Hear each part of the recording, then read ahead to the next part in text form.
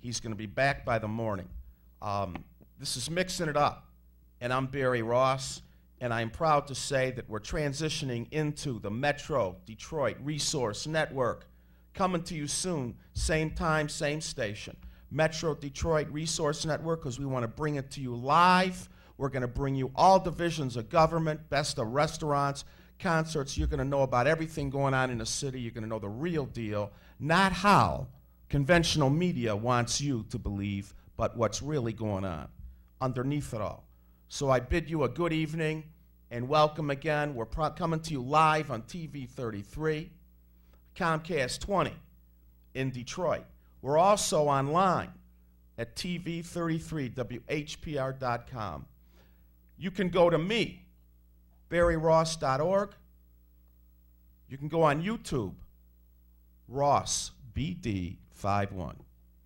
Also on Facebook now, Metro Detroit Resource Network, and you go in and you join, you hit like, hit the word like you like me.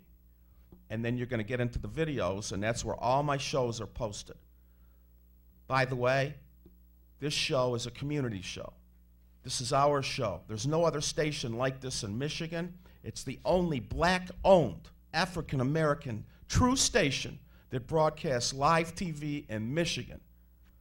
All these numbers are 313-868-0342, 0351-4336.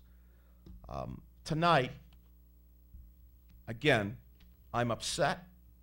I'm furious at the level of violence that's going down in our city.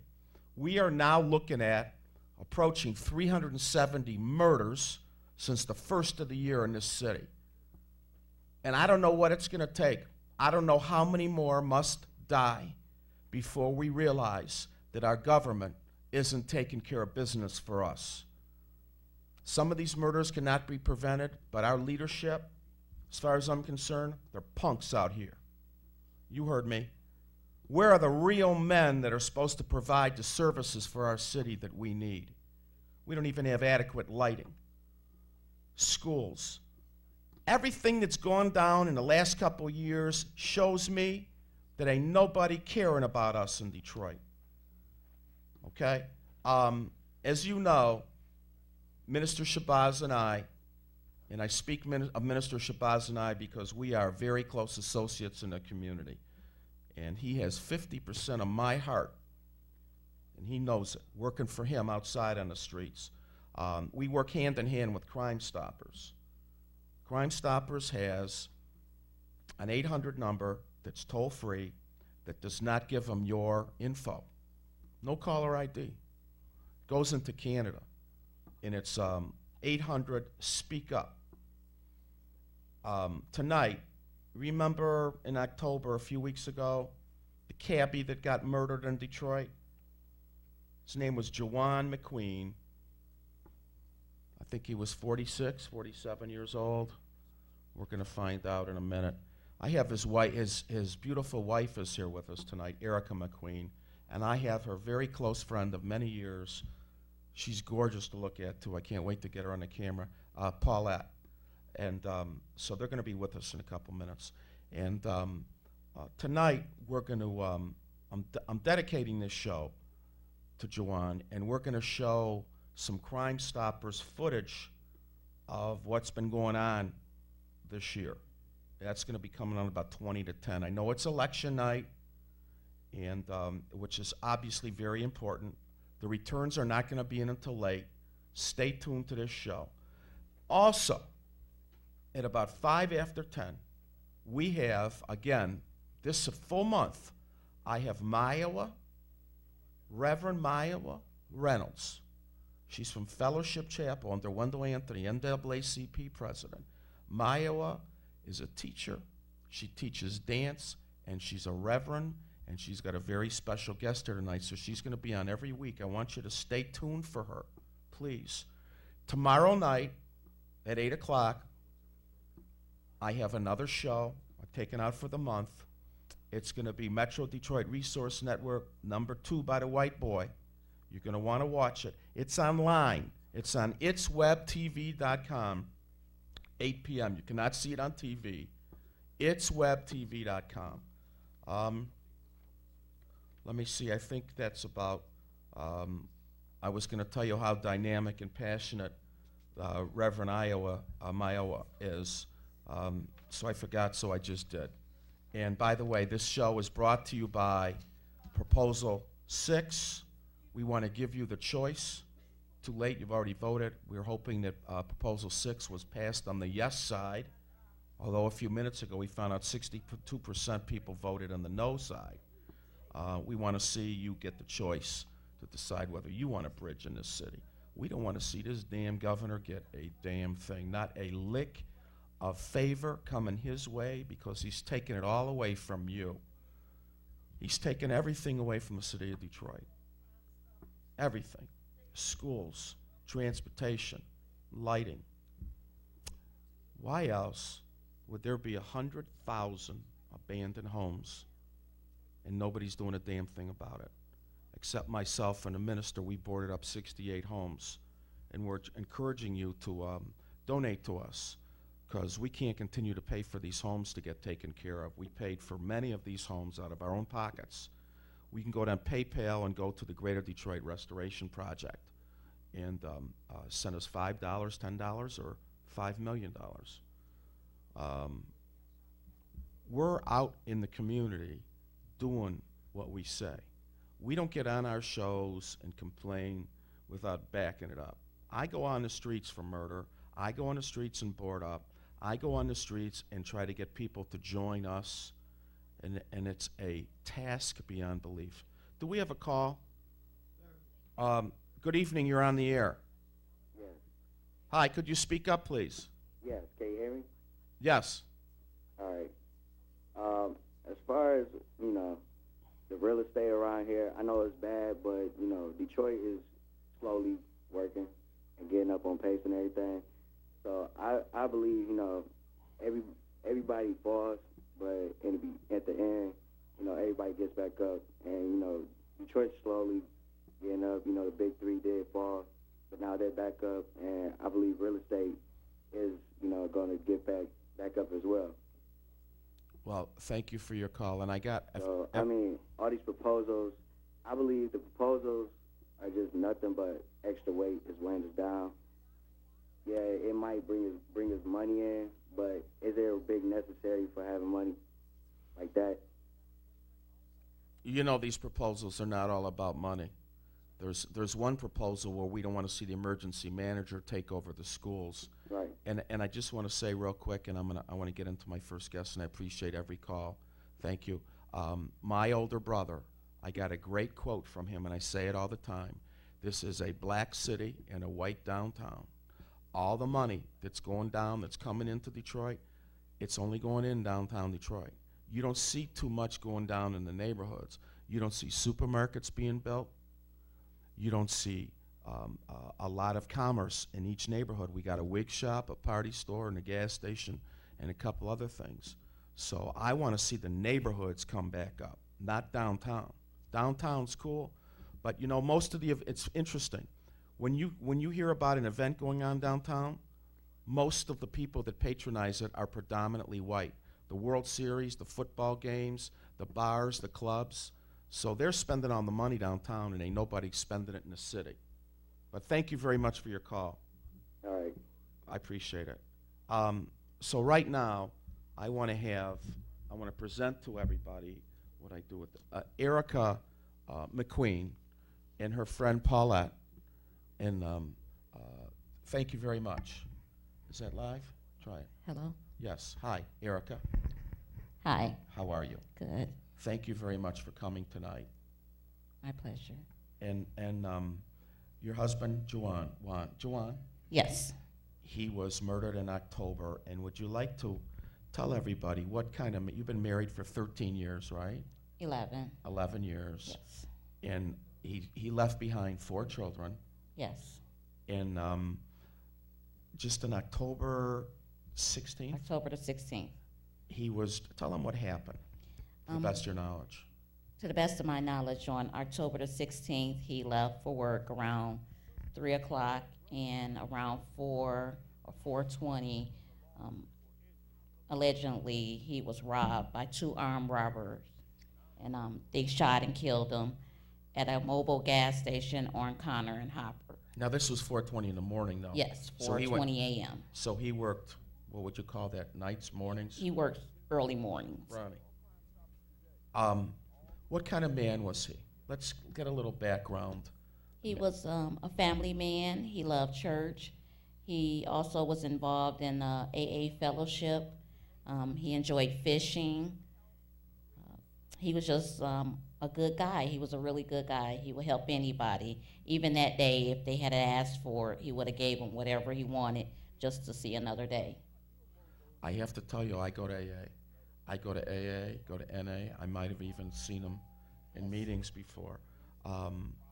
So anybody that's in recovery is rebuilding their lives, and it gives us tools how to live. So he obviously, more than I even knew now, he was what they call a friend of Bill's. Yes. You know about the friend of Bill's, Yes. right? So what would you like to say to the community at large? Now, you are working with Crime Stoppers. Yes, I'm working with Crime Stoppers. They won't be able to see this too well, but we're going to get a close-up a little later. They're telling me about the reward. How much is it? It's up to $2,500 for anybody that has any information on the murder of Jawan McQueen at the mobile gas station on Connors and Harper. All you need to do is dial the 1-800-SPEAK-UP. It's an anonymous number. No one's going to ask for your name or any information. We just want some closure to the death of my husband. His children need closure. His mother needs closure. So if anybody has any information, please contact 1-800-SPEAK-UP. See, I know, due to the fact what you just said, I know that you can't bring, obviously you can't bring them back, but families need to know that the perpetrator, that they want justice. Absolutely. That you're okay, he's gone, but this isn't right, and he's entitled. Somebody took a man's life while they were working. You know how many people in Detroit don't even have jobs? Yes. There's areas in Detroit where there's 75% unemployment, and here's a good cab driver, a family man. Now, someone had to have heard these shots and seen something in a gas station. I guarantee somebody knows something. Now, you know what? Y'all need to get together and start standing up. You're not a snitch. If you saw this, let me tell you what a snitch is. You rob somebody with a friend. You get caught, he runs, and you tell on him. Now that's what a snitch is. If you see an act of violence, it is your civic duty to stand up. You will be protected. I promise you, you will be. That's the problem with people.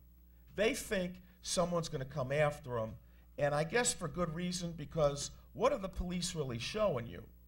We will do something for you. If you come and you stand up in these crimes, I promise you, I myself will camp out in front of your house, where I will bring people to protect you. Bring people. I myself, forget the police. We'll get people.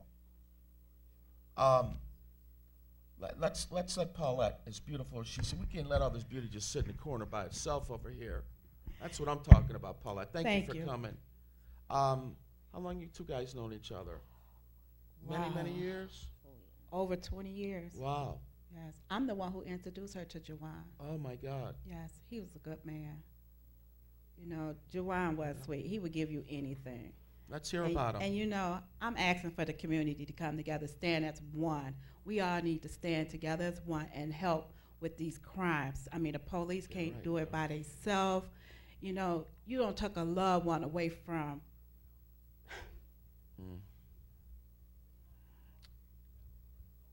Okay. You don't take a loved one away from Erica and her family. My little nephew, he's nothing but 9 years old. He has to grow up without his father. So now we have to step in and try to raise him to do right.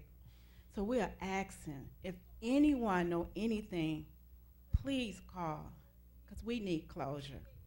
We need justice. Boy, am I glad you brought her. We want to hold this. You're a nurse. right? Are you a nurse?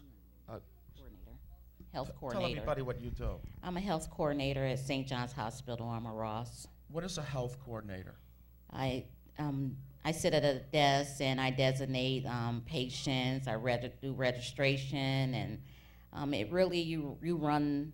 You're the center of the station. You run everything. The health coordinator knows everything that's going on in that area. All right, so here's my point, everyone. This woman works for a living.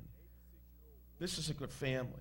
Her husband was working for a living, recovering, loved by his children and family, and you guys took him away from this.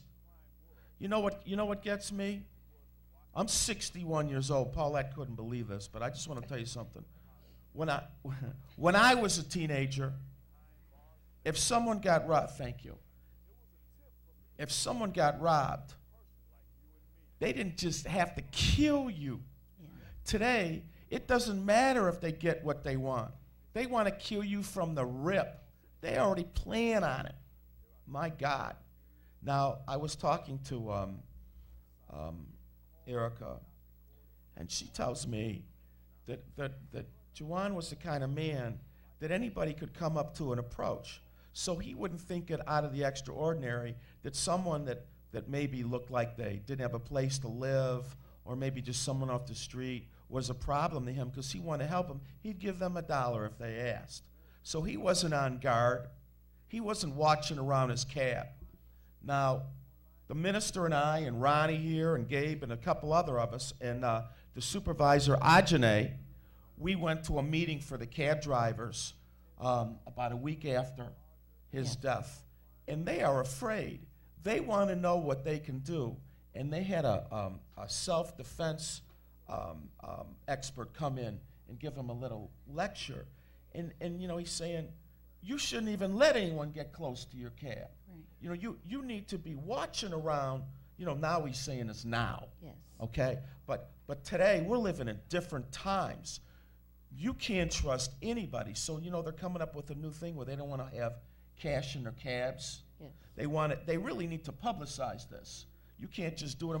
They need to get on TV. I told them, you need to get on TV and tell everyone, we're not carrying cash. There's no sense you coming over. Right. I'm not even bringing my money. My wife going to make me lunch. I'm not going to stop at the Coney at 4 a.m. and get me a bite to eat. Do we have another call? Okay, let's take it. Hello, you're on the air. Good evening. Hello? Anybody there? Okay. Stevie. Okay. We got a few more minutes. I want you just to tell everybody. You take it away, and you guys can talk. Just tell them what you want. Go ahead. We just want justice. Again, I just want someone to come forward. There is a cash reward up to $2,500 for anybody with any information regarding the death of Juwan McQueen. They have to be actually prosecuted to get the cash rewards, but somebody had to hear something. It was 4 a.m, but there was a lot of people out, more people than normal. Some of the Crime Stopper employees even went past the crime scene. He normally leave that time in the morning. He was picking up one of his rides, and he just made a stop. He is a regular at that gas station, so somebody have maybe seen him previously there. And once again, just me and the family just need some closure. We want some justice served for the death of my husband. When you get the flyers, I promised you I'm going to come out with Yes. you. We're going to talk about that. Maybe Paulette can call me, whatever, when you guys decide. And as far as I'm concerned, I just got to say this, nothing against Crime Stoppers, but $2,500 ain't enough money. But listen, if you got that house note and you're behind, you need that new washing machine, you got to pay rent, you got to feed the kids. Here's a good opportunity if you know what the deal is on this murder. My God, Detroit, wake up. We got to start working together. We got to start working together more. We go on the streets for murder and violence and boarding up, and you know how shoddy the support is? It's really sad. It's really sad. Okay? The coloring's sort of bad on this, but you'll get an idea. And I'm going to read to you this flyer. Thank you, Hodo. We have to thank Hodo, our engineer. It's good enough. You can make that out. He was a good-looking man. Hey, you know, I had to have seen him before between my clothing store. You know, I was a He partner in. loved to dress. Huh? He always wore suits and hats, so Oh, you may there have it seen him is. at your clothing store. Sermon's Clothes. I used to be my store. My brother has it now. 1-800-SPEAK-UP. I'm asking you, I'm pleading with you. Get involved in Detroit. We can't depend on this government. Listen, years ago, way before I was born, remember the cowboys and Indians, Ronnie? Remember when the Indians were out to get the wagon train and they formed a circle and they were outnumbered? Who were they waiting for? The cavalry. Well, you know what? A lot of times they didn't come. The Indians scalped them and took them. That's what's going on here. You're sitting around waiting for the cavalry, and baby, they ain't coming. How many times have you called the police? Now, I'm not saying the police are bad, and I'm not saying the police aren't righteous, but they got more than they can handle. We got to start. Anybody in this city can get involved and start a block club, can start their own patrol. You don't need a license or a permit to stand up and be a man or a woman. When boys sit down, men stand up. We have another call? Yes, sir. Okay. Hello? Good evening. Good evening to you, sir. Hi. How can we help you? I just want to say that Americans in Detroit need to wake up, smell the coffee, because a lot of people was dying and people was not, like, telling. Like, you not being a snitch. You need to tell, because these murder rates are not good. It's, like, really bad. They need to wake up. Detroit acting like they deaf. They don't really know stuff, and just make me sad, real sad. Can I You ask gotta you? die. Can I ask you how old you are? I am. Are you very young? Yes. Are you real? You're okay. Because you sound young. Are you like under 20? Yes. Well, I'm proud that you called. You always watch the show? Yes. Well, you something else. I want to invite you to the station, and I want to meet you. Do you know where the station is? You can bring your mother or father here. Which one is it? All right? I'm here. Okay. I want to give you my phone, and you can call me later on today or whenever you want. I'm going to tell you where here. We're at 160 Victor Street in Highland Park. Okay. Do you drive or no? Yeah. My mom does. Have your mother bring you to the show any Tuesday you want at 9 o'clock. 160 Victor. Okay. I want to meet you. Okay. Do you have anything else to say to this beautiful wife whose husband was taken out of her world? Yes. Tell her something.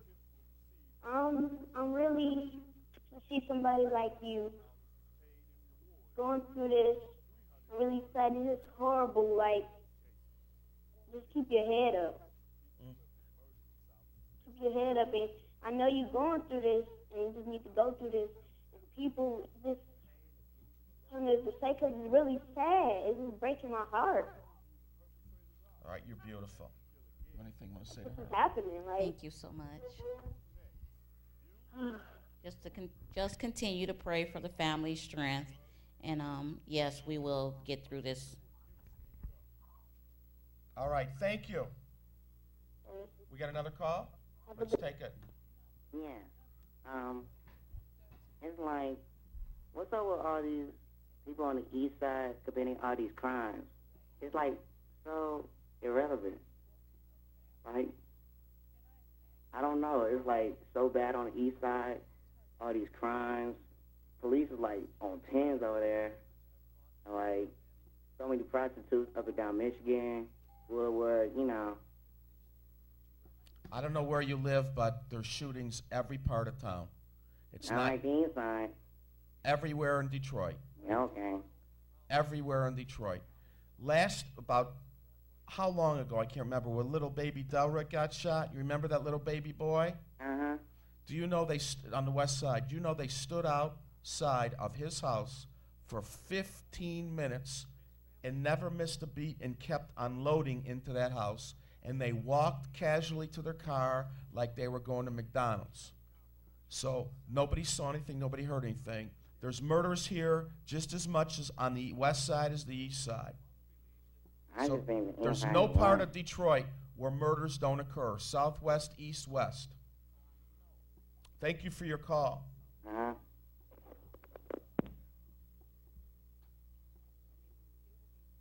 Good evening. Hello, you're on the air. Hello? Okay. We got a couple minutes. Paulette, why don't you take us home? You guys can have a conversation. I'm going to let you close it out, both of you. Go ahead.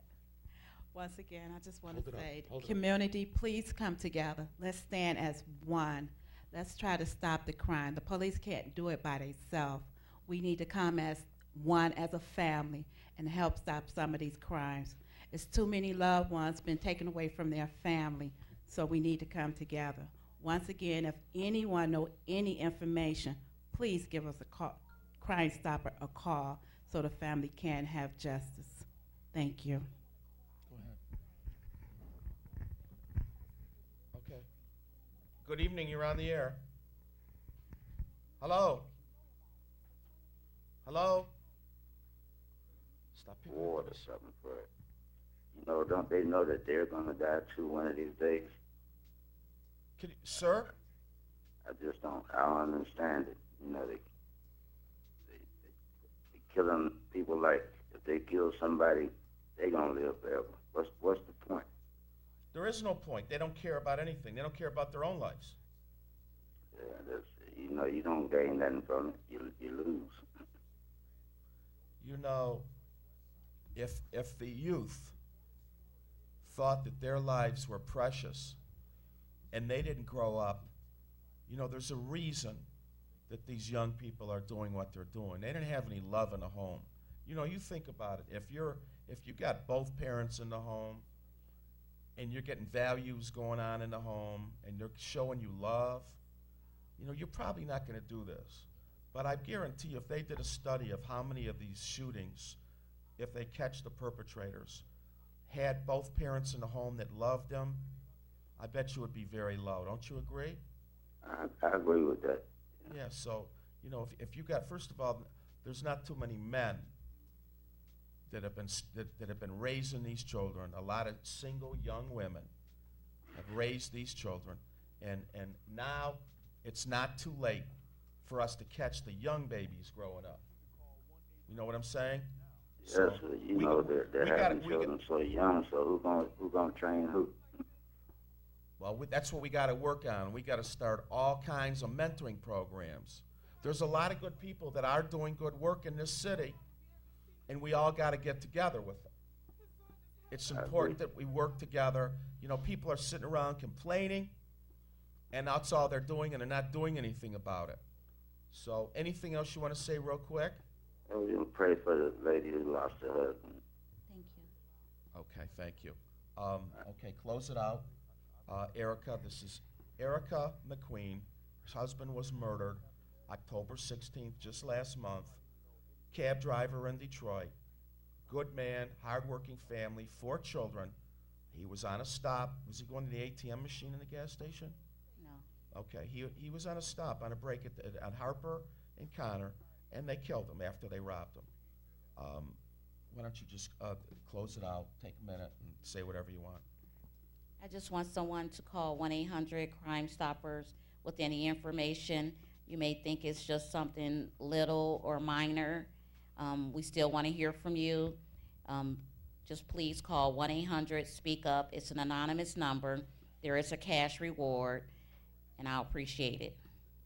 Thank you both very much, and I'm so sorry for your loss. And you know that you know, people would say, I know how you feel, but I don't know how you feel. And I know that it's a process, and I hope that someday that you find your way into some healing. All right, we're going to take a break, and we'll be right back.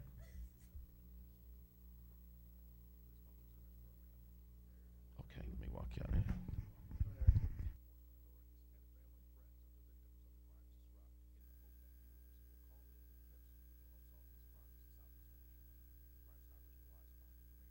By Michigan law enforcement authorities in the production of this programming. Crime Stoppers doesn't assume responsibility to update this public service presentation as featured crimes are solved. I miss my son so much. His daughter misses him. She misses her father. And she asks why did they do this to him? He won't be able to see her graduate from school, go on to college. Can you imagine looking into a child's eye, hearing her say this about her father? It breaks my heart every day. And I think about it going on, and she's going on without her father. It's not right. It's not right. They had no right to kill my son. No right whatsoever. Please, someone, please come forward. Please call Crime Stoppers so they can get this person off the street. A person, please. Thank you. Do you know who killed me? Alicia DeGreffenried was 8 months pregnant when she was gunned down here in Detroit's Northwest Side. Now Crime Stoppers is offering a big reward to anyone who can help solve this case. I guess how much a life goes now. You could just take somebody's life for $300. A gruesome murder on the 19,000 block of Santa Rosa on Detroit's Northwest Side. Police say 29-year-old Alicia DeGreffenried traveled with her boyfriend to this neighborhood to meet someone on May 14th at 4 o'clock in the morning. But something went terribly wrong. My sister got shot in the back of her head, and he got shot multiple times in the face, then in the stomach. Then also when I got to the crime scene, the door was open, so they opened up the door and they shot my sister in her side, in her stomach. Elisa was 8 months pregnant with a boy who would have been born just 1 month later. We went from planning a baby shower to burying my sister. Today, Crime Stoppers announced a $2,500 reward for information leading to an arrest in this case. $3,500 if you give a tip by tonight. Elisa leaves behind 2 children who are preparing to spend their first Christmas without their mother. For her kids to come up to me and ask me, Auntie, is it going to be funny without my mom being here for Christmas? Or who going to help make the macaroni? She always believed in the Lord. So I know she's at a better place, and I know we all have to grow. But it was the way that she died that kills me and my family. And to the person who pulled the trigger, Elisa's family says this message is for you. We stand strong, and we will not give up.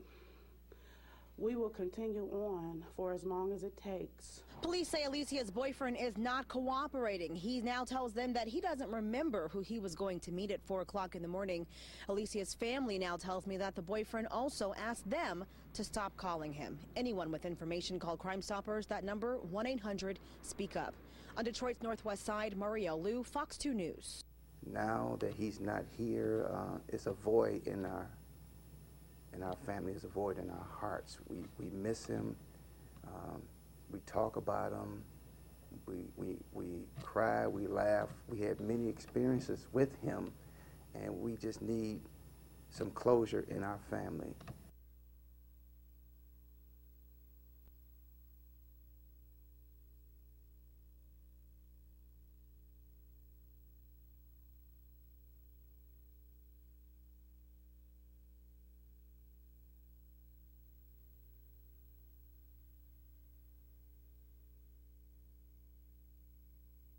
It's like, a real good friend to have.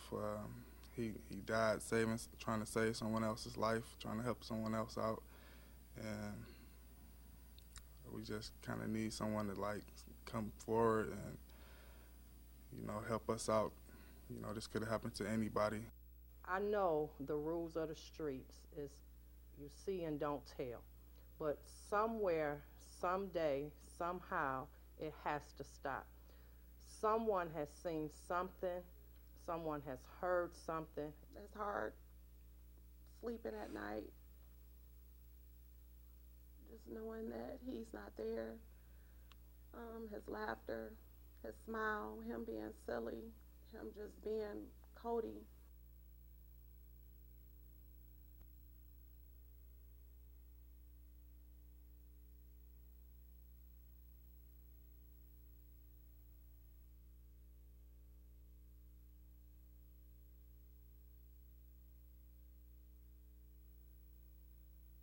Let the mothers, fathers, sisters, and brothers find closure to the pain and suffering from the loss or injury of their loved ones. Crime Stoppers of Michigan is an independent, nonprofit organization that firmly believes in creating safe neighborhoods and keeping them that way.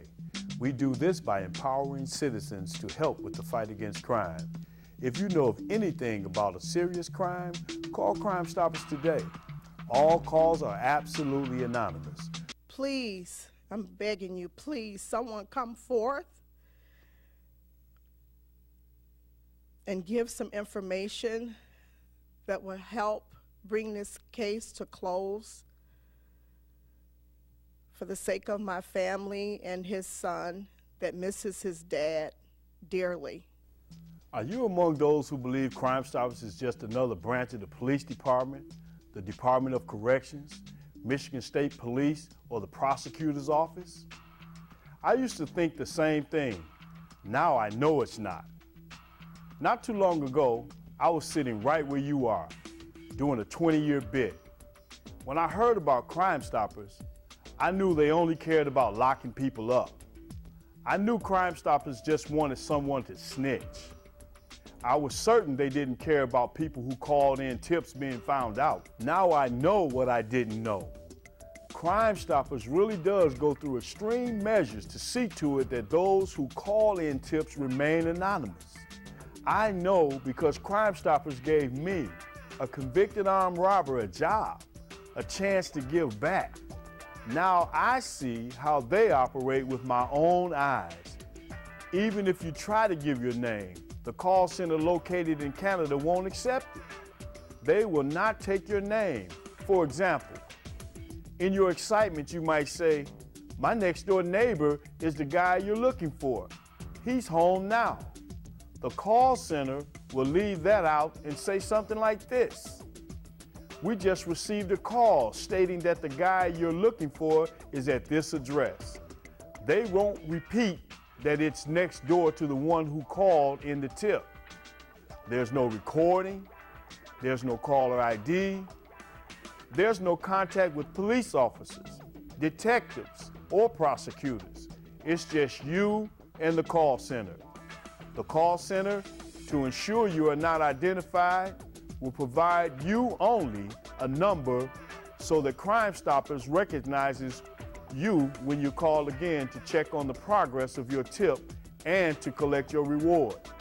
Only this number is needed, not your name, to collect your reward. We need your help to make the neighborhood safe by getting dangerous people off the streets. You can help with unsolved cases, the whereabouts of someone on the run, or criminal activity. Earn cash rewards and remain anonymous.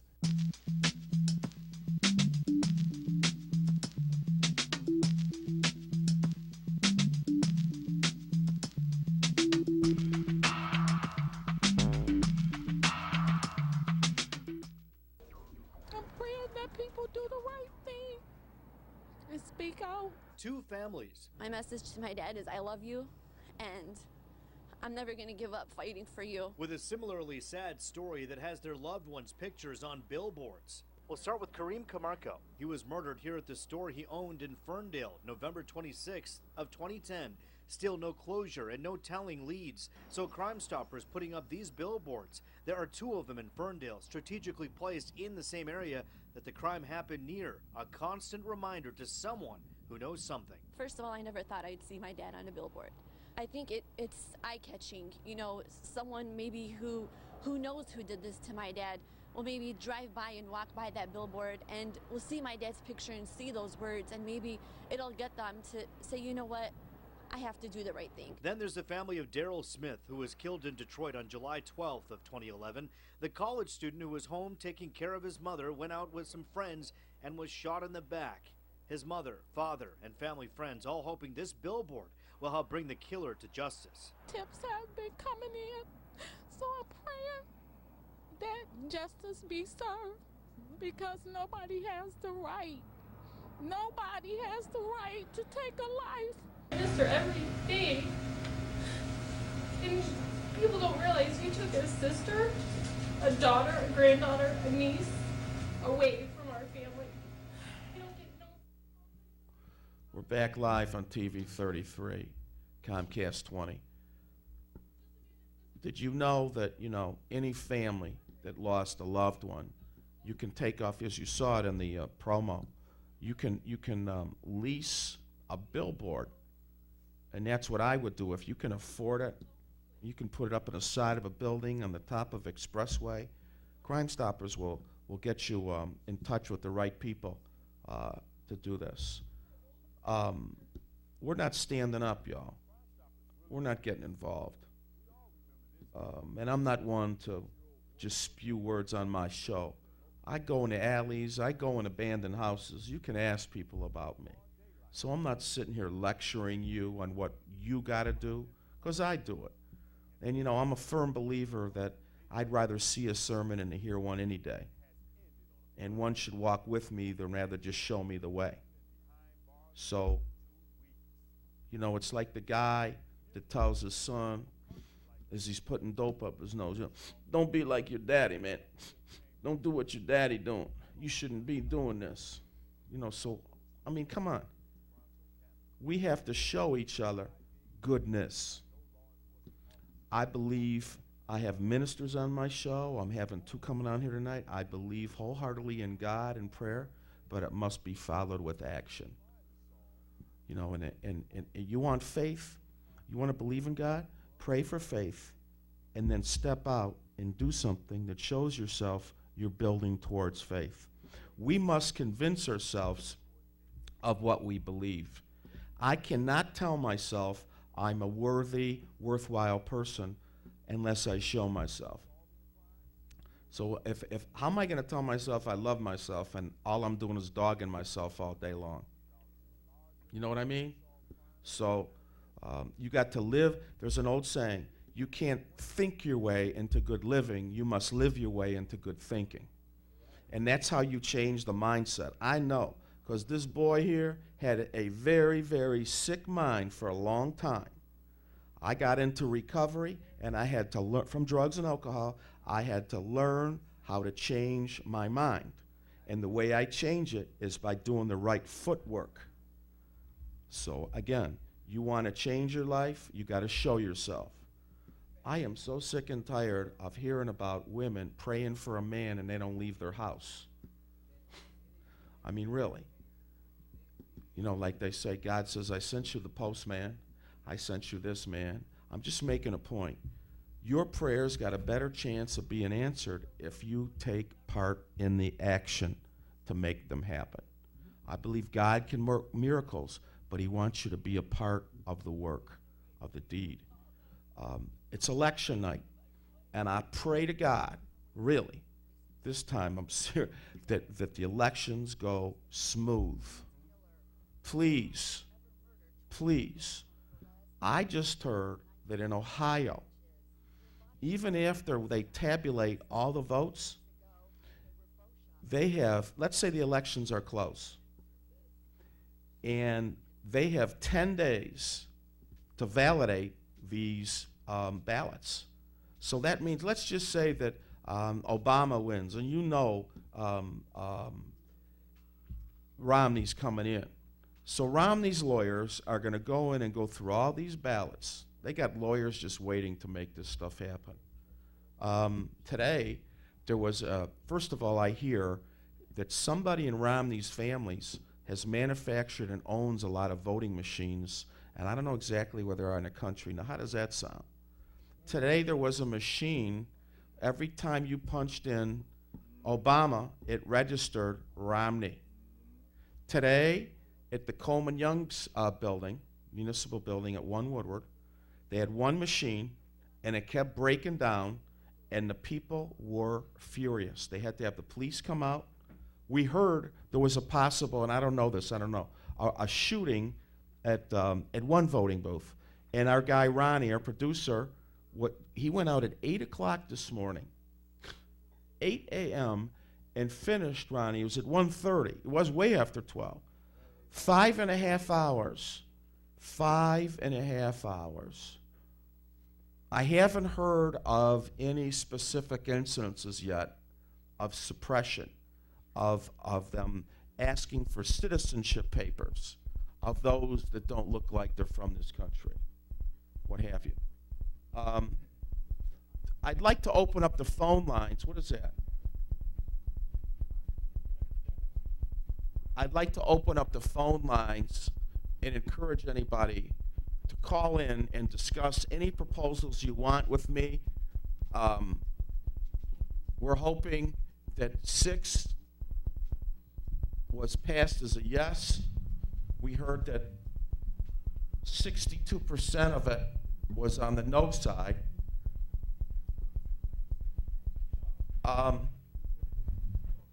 We want to make sure within this country that justice, fairness, and equality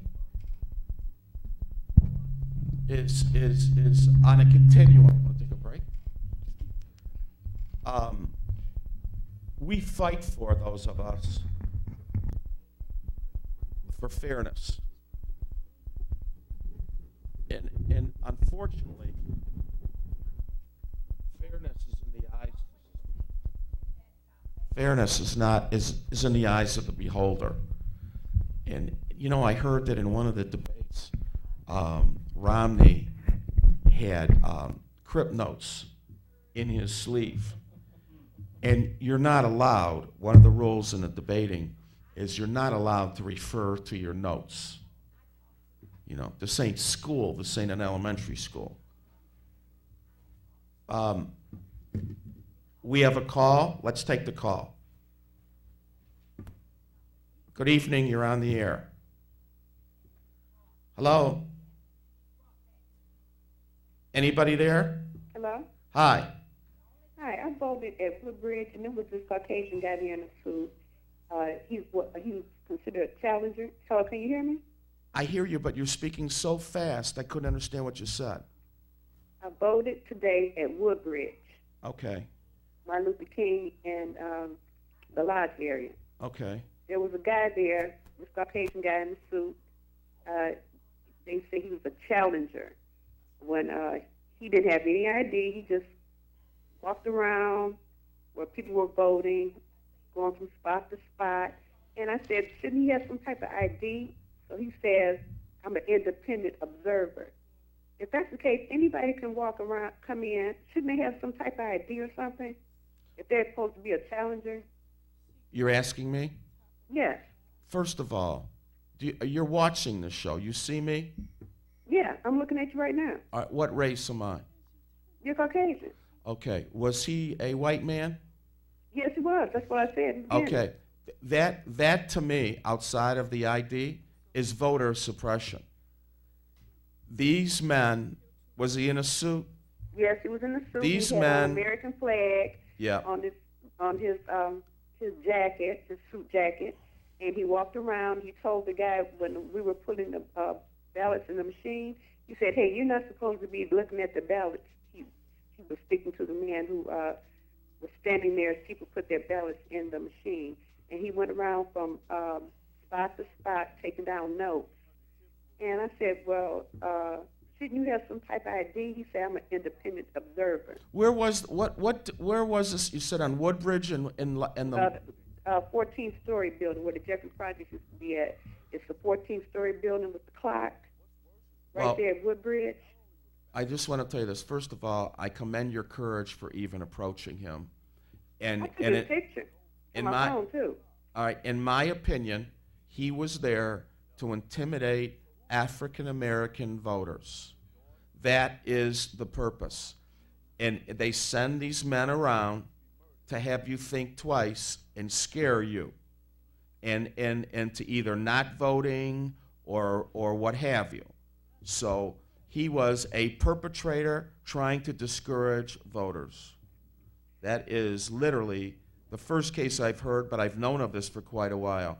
In some districts, I've heard of cases, not today, where they go around and demand citizenship papers. You do not need to prove that you are Hispanic or from Uruguay or whatever. If you're voting, you're good. You know what I mean? Yeah.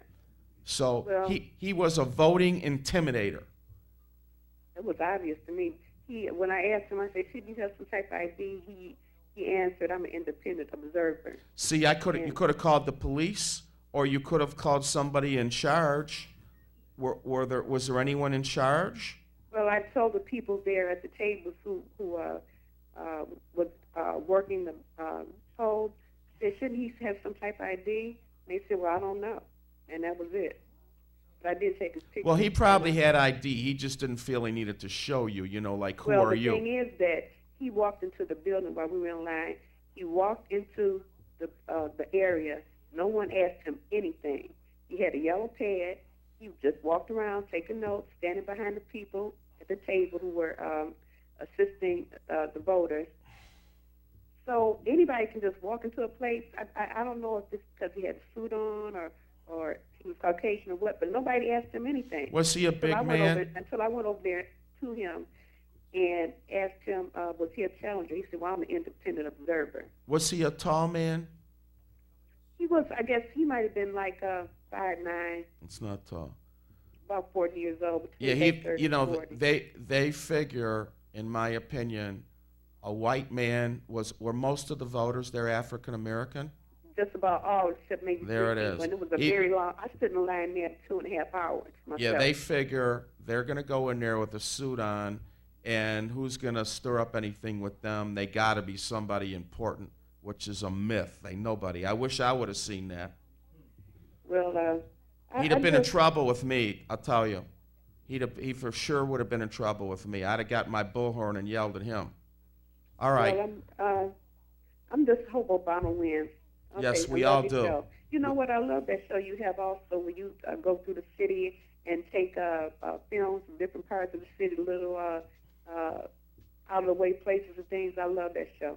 Okay, have a good day. Thank you very much. Yeah, we did a story on the Cass Corridor. I had a young man. He did the interview. We interviewed people that don't have a place to live, and the head of the NSO. I didn't do it. The young man did it. I had a young lady, 24 years old, interview Lisa House, going for mayor. I mean, it's my show. I give it to them. I mean, obviously it helps me, but it elevates the youth. Do we have any more calls? Okay, I'm out of here in another minute. We're all going to hope and pray that Obama wins without any problems, without any recounts, without any trouble, and God help us if Romney wins. That's all I can say. God help us if Romney wins, because we already have a dictator, a governor, who's controlling the city of Detroit, and Dave Bing has become his puppet, in my opinion. And God help us if this guy gets in, and then we'll have the marriage between punk governor and our new president, Romney. God forbid if that happens. I'm for sure going to the islands then, because I've been wanting to go for a long time. I'm going to go to Tahiti and get grapes fed in my mouth if that happens. So I'm turning the show over to the dynamic, powerful, omnipresent Mrs. Maiwa, Reverend Miss is Maiwa Reynolds. And she has a special guest, and I'm going to let her tell you. So we're going to take a quick break. Maiwa's going to come back with her guest, and she'll be on and close out the show. So watch me tomorrow night on itswebtv.com online at 8 p.m. I'm continuing this over there. All right, let's take a quick break, and we'll be right back. 1,000 men's suits. And right now at Sermons, you can buy one and get two free. Not one suit, but two free. Buy one suit, bring two friends. Buy one suit, bring two relatives. Buy one suit, get two free. Bring your pastor, your boss, your teacher. Buy one suit and get two free. Sermons with 90 years of experience, carrying jeans, exotic skin shoes, sets, shirts, leathers, sweaters, everything for the well-dressed man. Buy one suit, get two free. Sermons on Randolph in downtown Detroit. We interrupt this program to bring you a special bulletin. Did you know that there are over 100,000 abandoned homes within the city of Detroit? If you are tired of abandoned dangerous houses in your neighborhood, please support the Greater Detroit Restoration Project. Please make all checks and money orders payable to the Greater Detroit Restoration Project. The mailing address, 17301 Livernois, Suite 405, Detroit, Michigan, 48221. All donations will help fund the expense of boarding up abandoned homes within the city of Detroit and Highland Park. For more information, contact Barry Ross at 248-417-9696 or Minister Malik Shabazz at 313-646-3375. You are going to want to check me out first Wednesday of every month. Join me, Barry Ross, remixing it up. It's webtv.com. I'm going to be reporting to you the facts and the truth, the way our society is running in Metro Detroit. 8 p.m., bringing you featured guests in relation to community, education, violence, what's happening on the streets in our town. It's Web TV, Barry Ross, remixing it up. Wednesdays at 8 p.m., the first Wednesday of every month. Remember, remixing it up with Barry Ross on itswebtv.com. We are the faces of Detroit. We are the faces of Delray. We are the faces of Delray. Governor Snyder wants to put us out of our homes by building a bridge in our front yard. Homes where we raised our families. A community where we buried our loved one. Delray is struggling, but it's not lifeless. It's a community of hopes and dreams. Governor Snyder. Invest, not destroy. Hey, come on. Man, what is taking so long? Let's play. Just get a number. Whose number? Narcotics Anonymous. Hey, if you need to talk. No way, it's not for me, it's for my brother. He's constantly wasted. Come on, hoop time. Can you tell me about NA? Call Narcotics Anonymous. We can help you.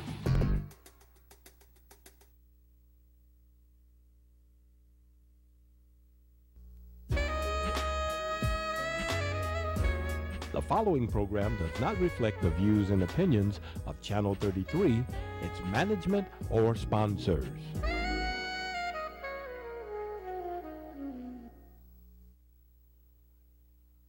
Hello, Detroit. Hello, Highland Park. It is my honor, my privilege to be here with you this evening. I am certainly honored. I want to give thanks and praise to Metro Detroit Resource Network, serious business, and pulling together the greatest resources right here in our city to make us a better people.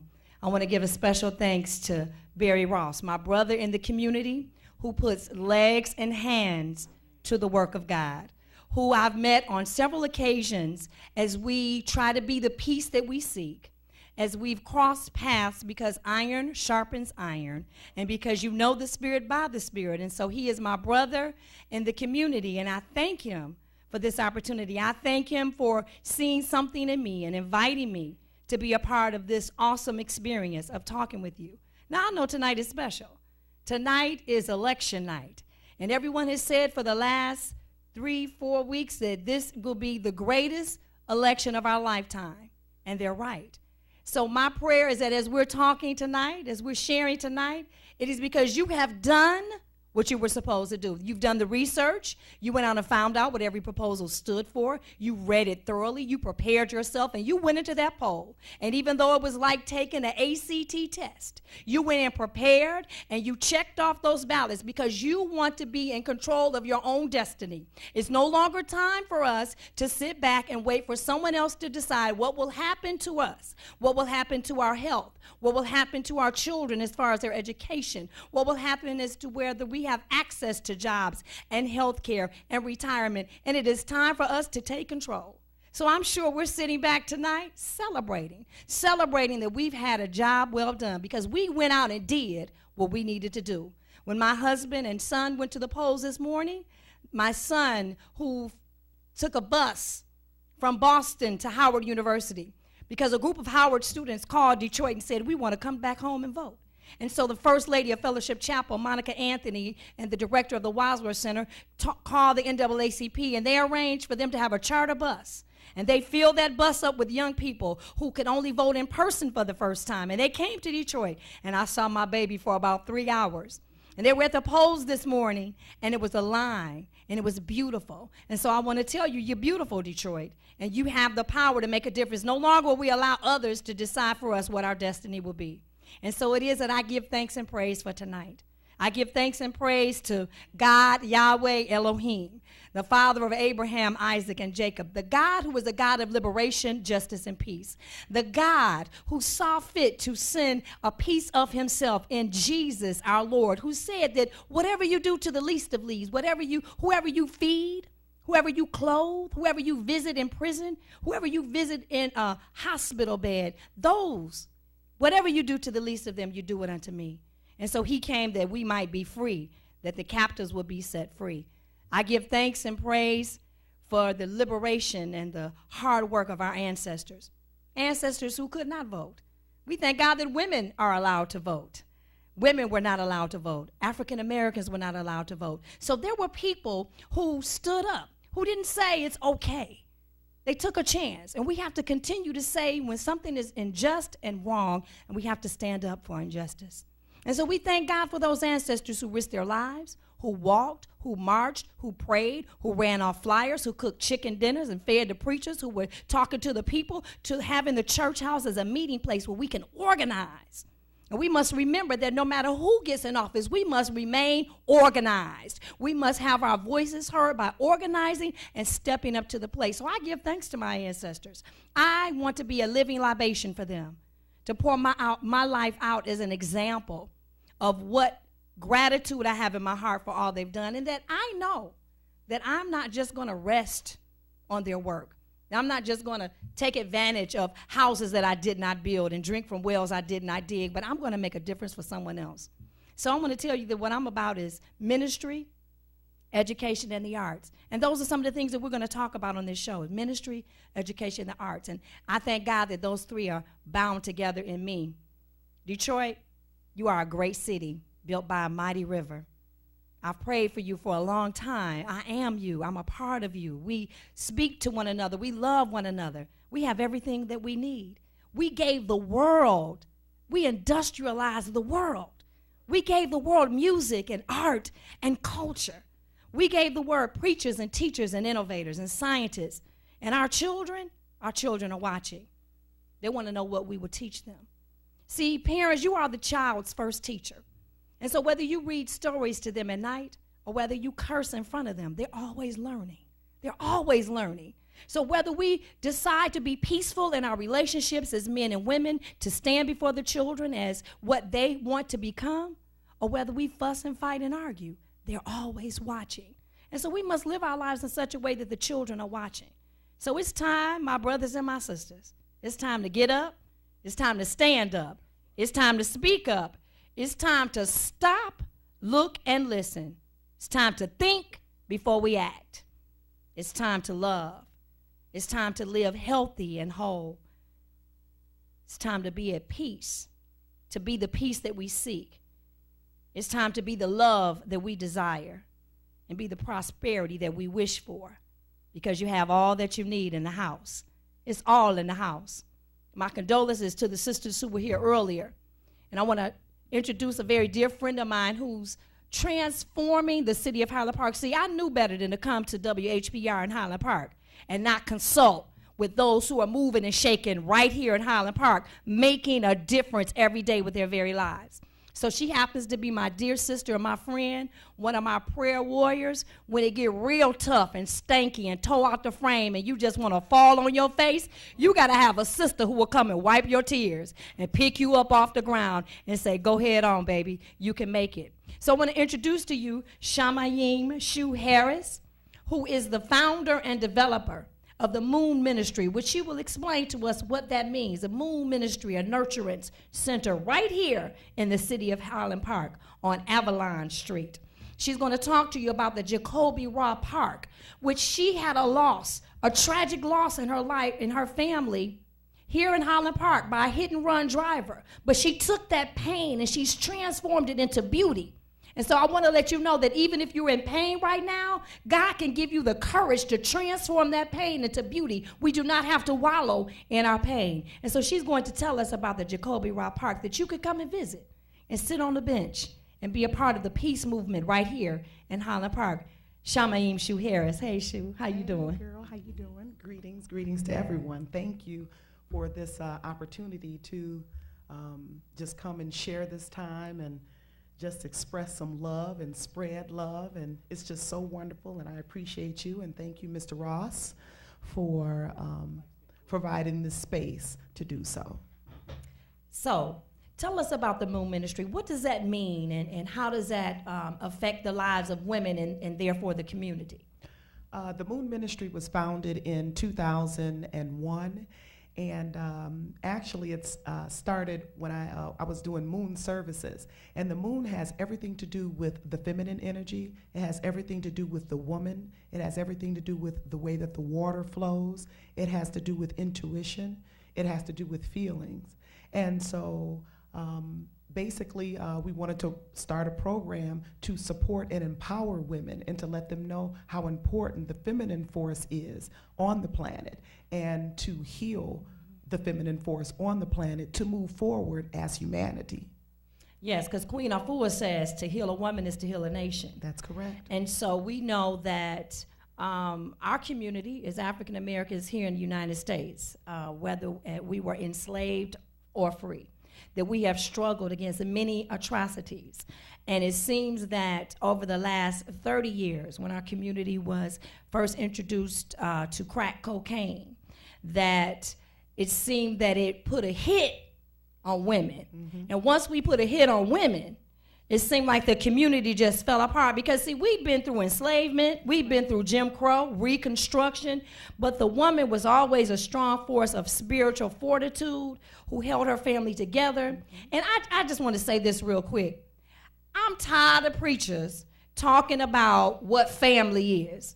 Because if it wasn't for aunties and uncles who had no relationship to us, who took us in when we were orphaned and became our family, the definition of family is fluid.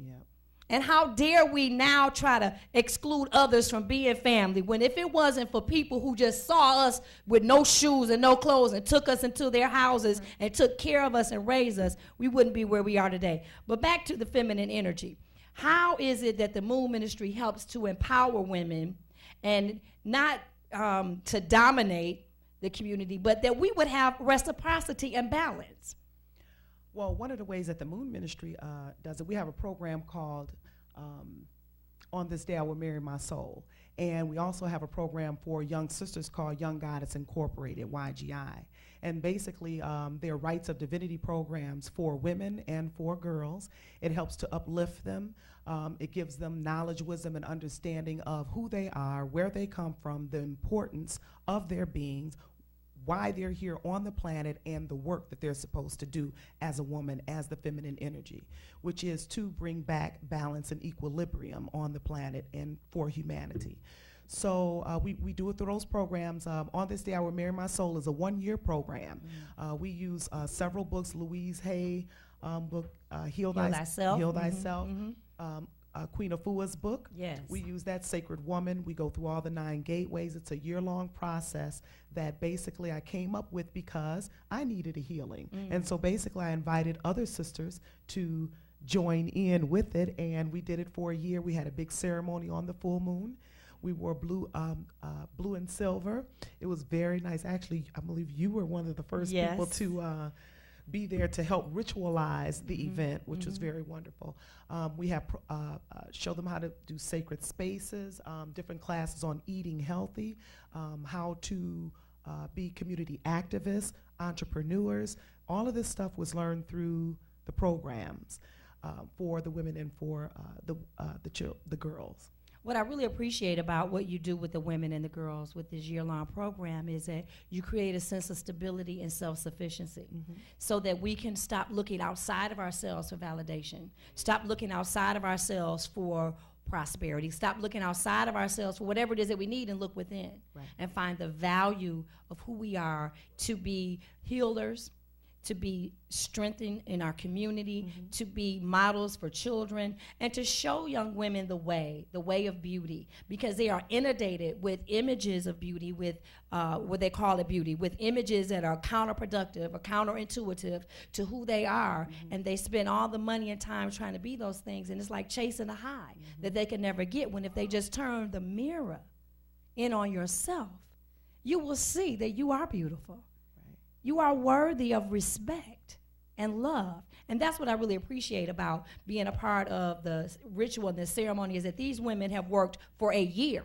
They've committed to something for a year. So we're going to get PhDs and master's degrees and bachelor degrees, and we still don't know much more about ourselves when we finish matriculating through a system of oppression than we do in a year of liberation and healing. So it's good to have a master's. I have one. It's good to have a bachelor's. That's good. But you also need to know thyself.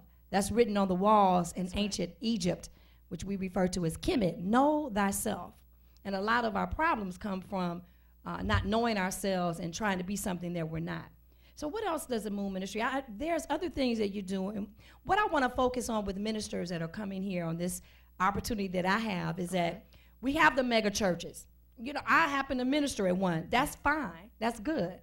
But there are some ministers in the community, in the trenches, that are doing the work. In your ministry, you've provided, I remember you provided healthy, nutritious snacks for the homeless. We went down to Kim concerts, right? Everybody giving canned goods. We went and got some fresh vegetables and fruit, because you got to change the paradigm. You give out school supplies. There's a gas station across the street from where the business was, and the kids were stopping, and I know this because I'm an elementary school assistant principal. The kids were getting hot Cheetos and blue drink for breakfast. Right. Now, if you drink hot Cheetos and red dye number 40 for breakfast, what do you think I'm gonna do with you at 8:30? I'm gonna talk about the meat, science, math. No, because your brain is fried, it's spinning 1,000,000 miles a minute, because you have not fed your body anything nutritious. As Queen Afua says, it's malnutrition. You could be obese and be malnourished because your body's not getting nutrition. So what you did is you brought orange juice, water, muffins, what else? Yogurts, fresh fruit. And that was our Operation Breakfast Basket. Operation Breakfast Basket, and you put it in the basket right there on Woodward, and you told the kids, come on over here and get this for free. Now, the gas station got upset, but they either going to work with us or they got to shut it down, because they cannot continue to poison us. And so there's a ban on Flamin' Hots in California. And one of the things that Frito-Lay said as they were trying to respond to this ban is that they don't advertise to children under 12. Now, that's code for Flamin' Hots was not created, made, or it should be consumed by any human being under 12 years old. It's too much for your body. But so instead of complaining, that's what I love about what you do. Instead of talking about the children, she did something. She went and bought some fresh fruits and vegetables, some water, some yogurt, and you gave it to the children for free. Really, really love that. And that's sort of the things that your ministry does. It sees a need and then it goes out. What about the gloves and the scarves? Tell us about that. Okay, well, actually starting in December, we have a project that we call Keep Our People Warm Drive. And basically it starts December the 1st, all the way the winter months. And we collect warm items, gloves, hats, scarves, and blankets, and socks. And we do that. We do another one called the Soup and Sock event, and it's for the seniors. Senior Soup and Sock Day. I think we have a few pictures of some of these events. If you could just show some of the pictures. This is happening, my brothers and sisters, right here in Highland Park on Avalon and Woodward, right in the community, transforming the community. It says the Moon Ministry, serving the people, lunar love. That's Shamayeen in her lunar blue, a goddess and a queen, celebrate the people festival. I know we had reggae in the hood, hood camp, where young people are taught survival skills in the urban area. How do you provide water for yourself? How do you live if you don't have electricity? How can you have self-sufficiency and not dependency on everything outside of yourself? So you've transformed that whole area. That's about 4 or 5 houses long, from your house to the end of the park, that was desolate and abandoned a few years ago, and you've transformed it. Right. We're located on the corner of Woodward and Avalon Street. Across the street, I'll say it's about 7 vacant lots. On the side of the Moon Ministries house, which sits on the corner, I'm going to say it's about 4 vacant lots and a vacant house. And so what we've done is just over the years, we've just cleaned it up, rented dumpsters. I did fundraisers to raise the money for the dumpsters. I utilized some of the brothers and the sisters who stayed in the adult foster care homes in Highland Park to come and help, gave them a little change, put them something in their pocket, or gave them something to eat, or just company, just to come and sit on the porch at the Moon Ministry. They picked up trash, and we got all the big bulky stuff, and we just kind of groomed the land, and so now it's like really green. We have flowers, we have benches on there. There's an area where a lot of the men who, from Detroit Rescue Mission, they come and sit and chill right across the street. We have a garden called the Lunar Love Garden, which the community is very welcome to come, and they pick the tomatoes and they pick the peppers and all the, just the vegetables that we grow in the garden for them. And it's open. See, they're giving out school supplies. It's open to everyone. And what I really like about it is you say the brothers from the mission may come over, but there's a sense of peace that you've created so that no matter what your background is, when you come in, you know that you're welcomed, you feel that you're loved, and then you have a sense of holding your own back straight and behaving in a way that is conducive to love and to giving and to sharing, because you're reaching out and you're sharing. And they love us and they protect us because it's theirs. The space is theirs. And so that's the way that we present it when they're working in it. This is for you guys. You come on over. You can chill. You can have lunch. I have families who come. They have barbecues. We have parties there. There's this mom that comes, and she has like 6, 7 children. All of them are sitting down there having popsicles. It's just so nice to see. It's just very nice to see. So I just enjoy it, and I want it to look. And another thing is that beauty is healing. And so when I first saw the spot, I was living in Highland Park on Rhode Island Street, and stayed there for 4 years. And then I used to drive by this space, all of this particular house, this particular space, and there was nothing but trash. But I always thought, I said, you know what, they need to move out of there so I can put my ministry there. Well, I said that for like 4 years straight, and then finally bought the house and raised funds, and just, it all kind of fell into place.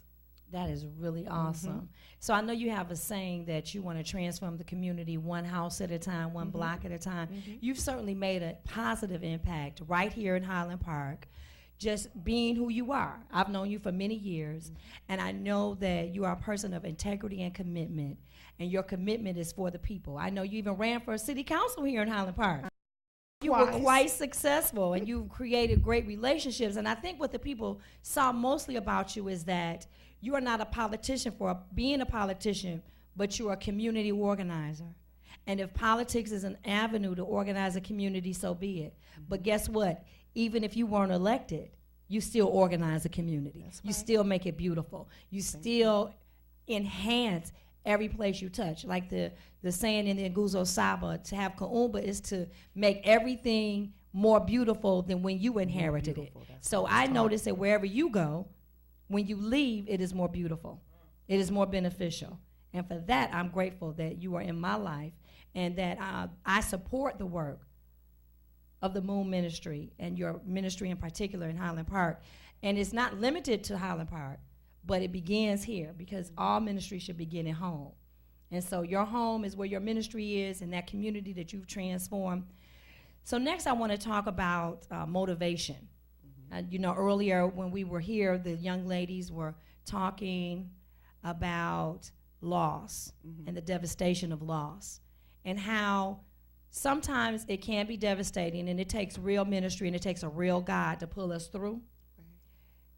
You have taken a very tragic situation and you've transformed it into beauty.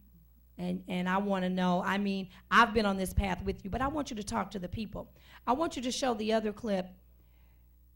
The park is a name for Jacoby Ra.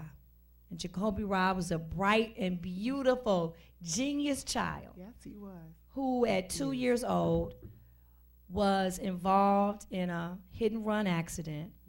And he did not survive that on this side of creation.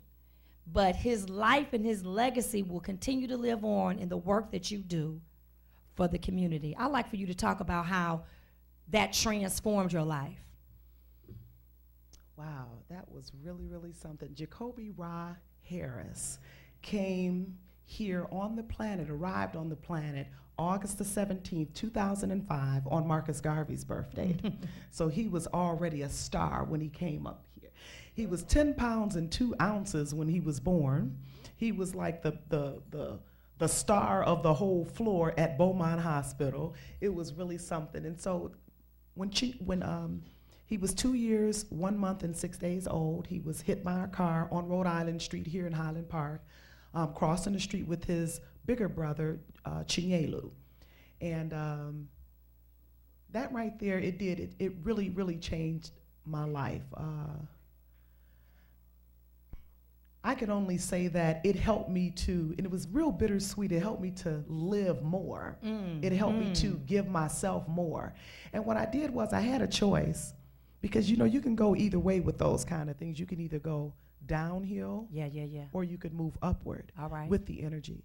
And because I understand in my heart or whatever that I knew that it was a purpose for that, and it was a moment of growth, I took it in stride and I made the choice to transform the grief into something positive. Yes. So basically, what I'm experiencing right now from that situation is the opposite of grief. And I've decided to pour my, put my energy into that, into the joys of all that it could bring. And he is one of my children that I still nurture. I nurture him in the heavens. I understand that he is an ambassador. He was an angel. He came for just a little while and just taught me a lot. And so everything I do, a lot of it made me live life more. And you know what else, Maya? It made me understand just the smaller things. I swear, the smaller things I don't even sweat. So a lot of times when people say, oh, my gas and lights is getting cut off, something as serious as that, or even more serious, it doesn't really faze me that much, because I understand what I'm living with. And it is a grief. It is something that you carry in your heart, it's heavy. But I still have to keep going, because I'm here to work for my people, for my family, and also to just bring something about from what happened that's positive and useful for the community. So we built a park, Jacoby Ra Park, and it's in the vacant lots on the side of the Moon Ministry. And the Moon Ministry is 10 years old, by the way. We celebrated 10 years last October. I was ordained on October the 19th. We started the Moon Ministry on October the 19th. So we started the park, and we got all the community involved to clean up. Like I said, we had community build the benches. I had a lot of the children come over. We did painting parties where we painted the benches. We planted flowers. We had fundraisers in there. So now it's an actual usable park, a safe place for children to play. Yes. That's the key right there. I want you to, that was your motivation. That was my motivation. That instead of running from Highland Park, instead of despising Highland Park for this tragedy, because it didn't happen overnight. This was a year's process for your healing, but that you decided that you would create a space that would be safe for children, that they could run and play and they wouldn't have to worry. And that will be a tribute to Jacoby, so that his name and his image and his energy will go on in perpetuity. So every kid that comes and plays there would know his name, because you commissioned a young man from Cass Tech, I believe, to paint a mural. And if you drive down Woodward, you'll see this mural, and it's breathtaking. And it is a tribute to this young Jacoby Ra, who inspired all of us, and that through his mother's healing process, and it wasn't alone, her and her husband, her other children, they had to go through the steps of grief. But there's a point in time when you make a choice. When you make a choice, because I know as a minister, and I minister at a service for young people, I always say, I cannot understand what you're going through. I don't. I would be lying. But I know that only the person who sat in that front row in that situation knows. And I know that having talked to other women, having counseled other women, there's a point when you decide that you don't even want to be here anymore. There's a point where you actually have those words come across your mind, and that feeling takes over, and you make a choice to live. And when you made that choice and began to heal, you did not just heal yourself. You didn't just go in the house and shut the door. You started healing the whole community. And for that, his name will go on into perpetuity. And that is just so awesome.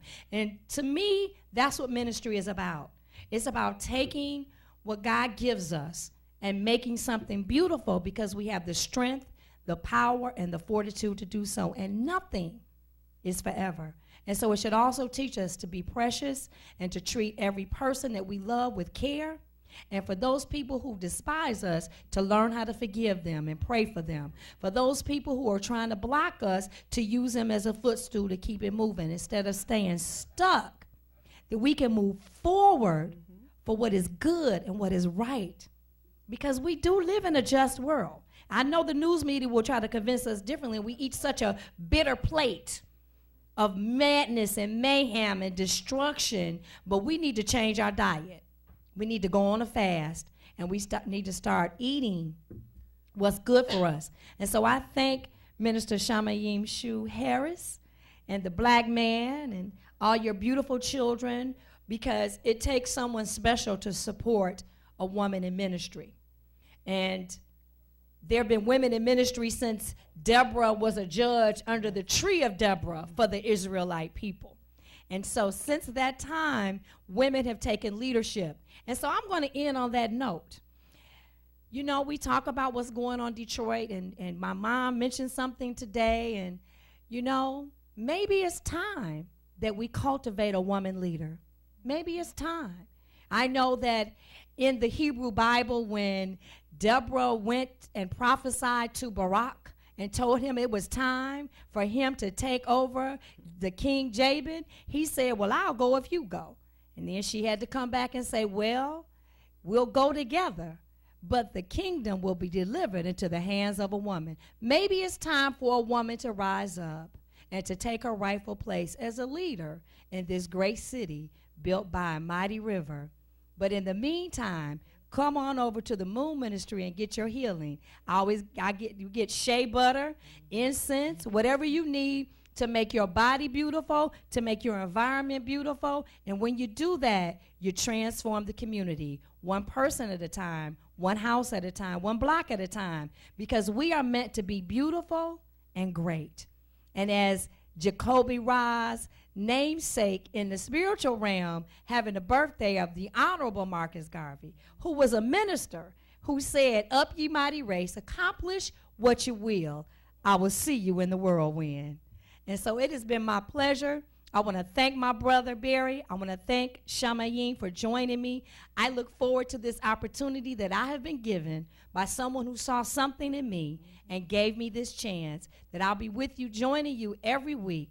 And so it has been my pleasure and my blessing. And so I ask that God will bless your going out and your coming back, your rising up and your lying down. And everything that you touch will be blessed, because you are worthy, because you are created in the image of an almighty and all-powerful and awesome God who loves you, the very head on your head. And so I thank you for this chance, for this opportunity. Tuesdays, 9 p.m. on TV 33. Join me, Barry Ross, on Mixing It Up. We'll feature informative community organizations that will offer solutions to Wayne County residents in reference to employment, safety, and security within neighborhoods, job training, education, and mentoring programs. Remember, Tuesdays, 9 p.m. Join me, Barry Ross, Mixing It Up on TV 33.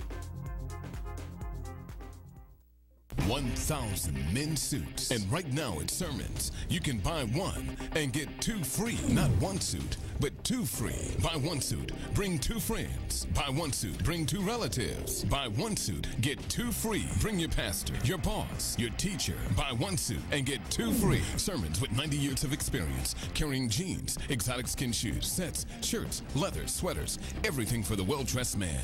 Buy one suit, get two free. Sermons on Randolph in downtown Detroit. We interrupt this program to bring you a special bulletin.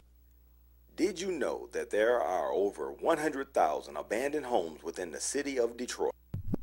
If you are